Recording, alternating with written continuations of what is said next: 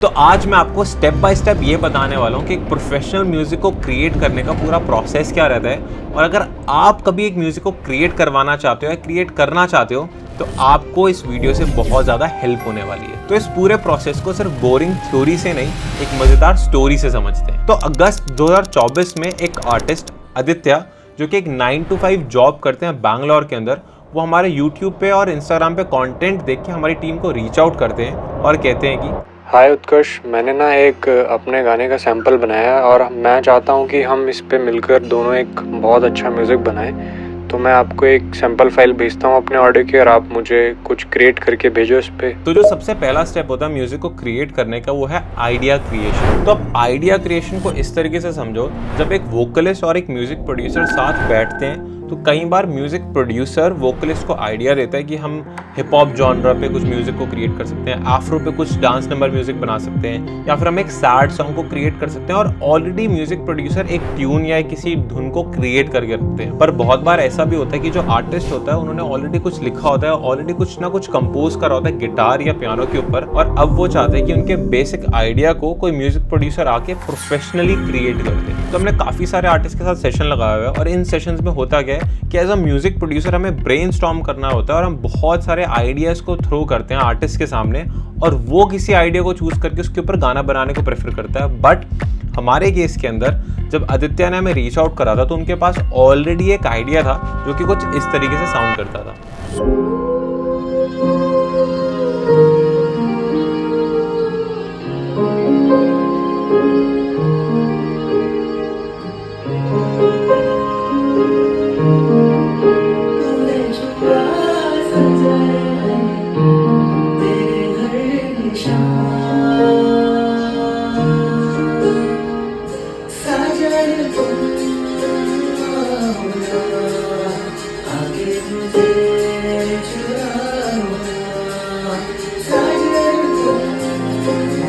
तो जैसे मैंने आदित्य को वोकल सुना, मेरे को कहीं ना कहीं आर्टिस्ट की फील समझ में आ गई थी। अब उस फील को किस तरीके से ऑडियंस के सामने प्रेजेंट करना है, यानी कि कौन सा जॉनरा का म्यूजिक बनाना है, वो डिस्कस करना था।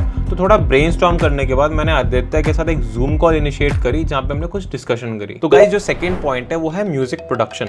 और अगर आप में से कोई भी म्यूजिक प्रोड्यूसर इस वीडियो को देख रहे हो तो मैं सबसे पहले आपको यही बोलूंगा कि स्टेप 1 कभी भी मिस मत करना। बहुत सारे म्यूजिक प्रोड्यूसर क्या करते हैं, जब भी उनके पास कोई आर्टिस्ट आता है, क्लाइंट आता है, वो सीधा उनके वोकल्स पे म्यूजिक बनाने बैठ जाते हैं। बट म्यूजिक को क्रिएट करने से पहले आपको टाइम स्पेंड करना चाहिए आर्टिस्ट के साथ, ताकि आप आर्टिस्ट का विजन, फील और वो अपने गाने को किस तरीके से ऑडियंस के सामने प्रेजेंट करना चाहते हैं वो ढंग से समझ पाओ। और एक बार वो आपको समझ में आ गया तो हम स्टार्ट कर सकते हैं हमारा सेकंड पॉइंट, जो कि है म्यूजिक प्रोडक्शन। अब आप अपने आर्टिस्ट के रॉ वोकल्स, या फिर अगर आप इनको स्टूडियो में रिकॉर्ड करें तो वो वाले वोकल्स को अपने डॉ में ड्रैग एंड ड्रॉप कर सकते हो, और साथ ही साथ उसके नीचे कोई भी music style like romantic, sad या आफ्रो पॉप क्रिएट करना स्टार्ट कर सकते हो। और फिर जो आदित्य ने मेरे को रफ फोन के वोकल्स भेजे हुए थे, मैंने उसी को यूज कर लिया हमारे आइडियाज को जनरेट करने के लिए। तो यहाँ पे मेरे को ऑलमोस्ट 7 से 10 दिन लगते हैं 2 आइडिया को क्रिएट करने के लिए।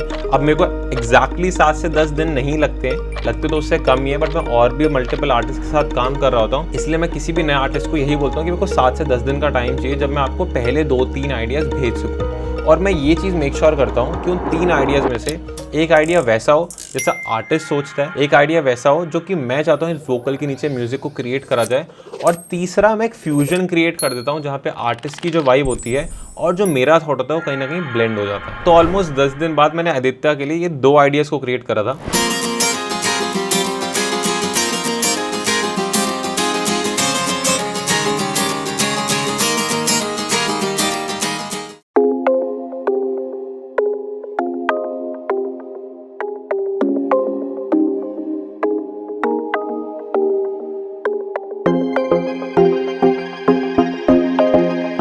और इनमें से उसको जो सबसे पहला आइडिया है वो काफी ज्यादा पसंद आया था। तो जैसे ही मैंने 2 से 3 मिनट का एक बीट के आइडिया को क्रिएट कर लिया उनके रफ वोकल्स के साथ, और उनको भी वो बढ़िया लग रहा था, तो अब हमारी बारी आ जाती है रिकॉर्डिंग की। तो अब रिकॉर्डिंग करने के लिए मोस्टली आर्टिस्ट जिनके साथ मैं काम करता हूँ ऑनलाइन, वो अपने घर से ही या फिर अपने स्टेट के किसी स्टूडियो से वोकल्स को रिकॉर्ड करके मेरे को शेयर कर देते हैं। बट आदित्य का कोई दिल्ली का चक्कर ऑलरेडी लगना ही था, तो फटाफट से उन्होंने दिल्ली से बैंगलोर ट्रैवल करा और हमने साथ में एक रिकॉर्डिंग सेशन लगाया। साजन तुम आओ ना, आके मुझे चुरा लो ना, साजन तुम आओ ना, अपना मुझे बना लो ना। तो गाइज अब मैं आपको बताता हूँ एज अ म्यूजिक प्रोड्यूसर कि आपको किन किन चीज़ों का ध्यान रखना चाहिए जब भी आप रिकॉर्डिंग कर रहे हो। तो जो सबसे पहला पॉइंट है आपके लिए वो है मेक आर्टिस्ट कंफर्टेबल। अब क्या है, मेरे बहुत सारे आर्टिस्ट जिनके साथ मैं काम करता हूँ वो अपनी स्टेट में कई बार वोकल्स को रिकॉर्ड करते हैं और बहुत बार उनके साथ ऐसा होता है कि वो स्टूडियो जाते हैं, रिकॉर्डिंग इंजीनियर कहते हैं जाओ माइक के आगे गाओ, गा दिया और निकलो। तो अगर आप इस तरीके से करोगे ना किसी भी आर्टिस्ट के साथ तो भाई वो अगली बार आपके स्टूडियो में नहीं आएगा। तो सबसे पहला पॉइंट ये है कि एक बार आर्टिस्ट को समझो तो सही भाई, उसकी नीड्स क्या है, वो किस तरीके का म्यूजिक को क्रिएट करता है, उसके वोकल के ऊपर कौन सा माइक्रोफोन अच्छा लगेगा, ये समझना बहुत ज़्यादा इंपॉर्टेंट है। और इनफैक्ट अगर आप कुछ भी नहीं कर सकते ना, सिर्फ आर्टिस्ट किस टाइप का म्यूज़िक क्रिएट करता है, आपने जर्नी कब स्टार्ट करी, कितने टाइम से म्यूज़िक बना रहे हो, ऐसे छोटे मोटे क्वेश्चन ना आप पूछ सकते हो, क्योंकि आर्टिस्ट को बड़ा मज़ा आता है अपनी जर्नी बताने में। इनफैक्ट हर किसी को अपनी जर्नी बताने में या बात करने में काफ़ी बढ़िया लगता है, और जब वो बात या कम्युनिकेशन हो रही होती है तो इनडायरेक्टली कहीं ना कहीं आर्टिस्ट का आपके प्रति ट्रस्ट बढ़ ही रहा होता है बिकॉज ऑफ कम्युनिकेशन। सेकेंड चीज़ ये मेक श्योर करो जो आप कंडेंसर माइक्रोफोन यूज़ करने वाले हो और जो स्टूडियो के अंदर वायरिंग हो रखी है वो कहीं नॉइस ना छोड़ रही हो। आर्टिस्ट के आने से पहले एक बार सब कुछ चेक करके फिर ही उनको बुलाना। अब जब आदित्य हमारे स्टूडियो में आते हैं तो कई बार हम म्यूजिक के बारे में बात भी नहीं कर रहे होते, क्योंकि वो खुद एक आईटी बैकग्राउंड से हैं और वो जॉब करते हैं। तो कई बार मैं उनसे कुछ ना कुछ और बात कर रहा होता हूँ कि आईटी में ये सॉफ्टवेयर किस लिए काम आता है, फिर चैट जीपीटी में क्या चीज़ें हो रही है। वो कम्युनिकेशन से ना आपको आर्टिस्ट के बारे में, उसको और क्या क्या चीज़ों के बारे में नॉलेज है पता लगता है। तो यहाँ पे जब हमारी रिकॉर्डिंग कंप्लीट होगी और आदित्य वापसी बैंगलोर चले गए तो अब हमने स्टार्ट करा हमारा स्टेप 4 जो कि है मिक्सिंग एंड मास्टरिंग। तो अब इस वीडियो के अंदर ना मैं आपको टेक्निकल साइड ज़्यादा नहीं बताऊंगा मिक्सिंग मास्टरिंग की, क्योंकि मैं ऑलरेडी बहुत सारी वीडियोस में बता चुका हूँ। और अगर आप वो सीखना चाहते हो स्टेप बाय स्टेप तो आप हमारा म्यूज़िक प्रोडक्शन के कोर्स को भी ज्वाइन कर सकते हो, जिसके अंदर सिर्फ और सिर्फ मिक्सिंग मास्टरिंग ही नहीं, हम म्यूज़िक प्रोडक्शन कैसे करते हैं, साउंड डिज़ाइन कैसे करते हैं, सैम्पल सिलेक्शन कैसे करते हैं, कैसे कंटेंट को क्रिएट करा जाता है एज एन आर्टिस्ट, और मिक्सिंग मास्टरिंग और बहुत सारी चीज़ें कवर अप करते हैं। तो फटाफट जाओ इस नंबर पर कॉन्टैक्ट करो और अपनी सीट को ब्लॉक कर लो। या फिर अगर आप में से कोई चाहता है कि हम आपके म्यूज़िक पे काम करें और आपके एक आइडिया को एक प्रोफेशनल म्यूज़िक में क्रिएट कर दें, तो भी आप इस नंबर पर रीच आउट कर सकते हो। तो जो सबसे पहला पॉइंटर है मिक्सिंग और मास्टरिंग का वो है वाइब क्या है गाने की। तो मान लो आप एक हिप हॉप प्रोड्यूसर हो, हैवी ट्रैप बीट्स बनाते हो और आपके पास एक आर्टिस्ट आया है जो कि आपसे गाना मिक्स मास्टर करवाना चाहता है और वो एक बहुत सॉफ्ट रोमांटिक गाना है। तेरी अखियां देख के चन्न शर्माने। तो जब आप टेक्निक्स यूज़ करते हो ना अपने हार्ट बीट्स में, वो एग्जैक्टली इस गाने में इम्प्लीमेंट नहीं होगी, क्योंकि शायद वो चाहते हैं कि यार मेरी हाई हैट्स इतनी ज़्यादा लाउड ही ना हो जो आप अपने गाने में रखते हो, मेरी किक इतनी ज़्यादा लाउड ही ना हो जो आप अपने गाने में रखते हो। एक सॉफ्ट टेक्सचर चाहिए उनको, बट आपको कि नहीं भाई मैं तो हार्ड बना दूंगा इसको भी, क्योंकि मैं तो एक हिप हॉप प्रोड्यूसर हूँ, ट्रैप बीट 8 to 8 भर दूंगा इसके अंदर भी। तो मैं हाथ जोड़ता हूँ, ऐसा बिल्कुल मत करना। सबसे पहले आर्टिस्ट के साथ अगेन कम्युनिकेट करना कि वो किस टाइप का मिक्स मास्टर चाहते हैं, उनका एक रेफरेंस ट्रैक ले लेना या फिर उनसे मंगवा लेना, और उनको मिक्स मास्टर करने के बाद अपना पहला ड्राफ्ट भेजना। और पहला ड्राफ्ट भेजने के बाद अगर वो आपको कोई पॉइंटर्स बोलते हैं ना, यार ये चीज़ अच्छी नहीं लग रही है, ये चीज़ ऐसे होनी चाहिए थी, तो डिसअपॉइंट मत होना, क्योंकि वो आर्टिस्ट अगर आप पहली या दूसरी बार साथ में काम कर रहे हो तो आप दोनों को एक दूसरे की इतनी सेटिंग या वाइब पता नहीं है। तो आप उनसे क्वेश्चंस पूछ सकते हो कि आपको क्या क्या चीज़ें ख़राब लग रही है, क्या आपको ड्रम ज़्यादा लाउड लग रहे हैं, क्या आपको इंस्ट्रूमेंट ज़्यादा लाउड लग रहे हैं, क्या आपको ज़्यादा हार्श लग रहा है, क्या आपको ज़्यादा सॉफ्ट लग रहा है, क्या आपको ज़्यादा ऑटो ट्यून लग रहा है। ऐसे बेसिक क्वेश्चन जो आर्टिस्ट को पता होंगे। उनसे आप ये नहीं पूछ सकते कि अटैक ज़्यादा लग रहा है क्या कंप्रेसर में, उनको वो चीज़ों की नॉलेज नहीं है, वो ज्ञान आपके पास है। आप उनसे लेमैन टर्म्स में पूछो क्वेश्चंस। तो इस तरीके से हमने मल्टीपल ड्राफ्ट्स क्रिएट करे और फाइनली हम 1.5 महीने में और ऑलमोस्ट 2 महीने में हमने हमारा पहला फाइनल प्रोडक्ट को क्रिएट कर लिया था।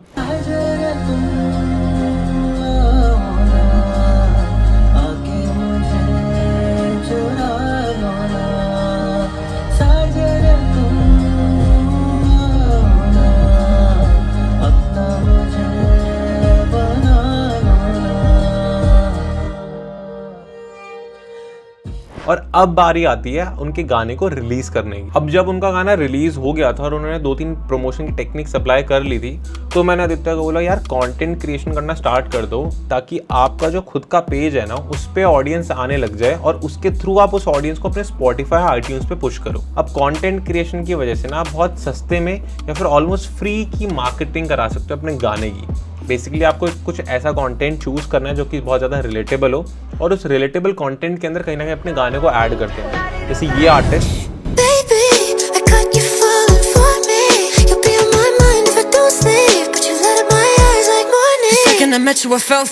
और ये आर्टिस्ट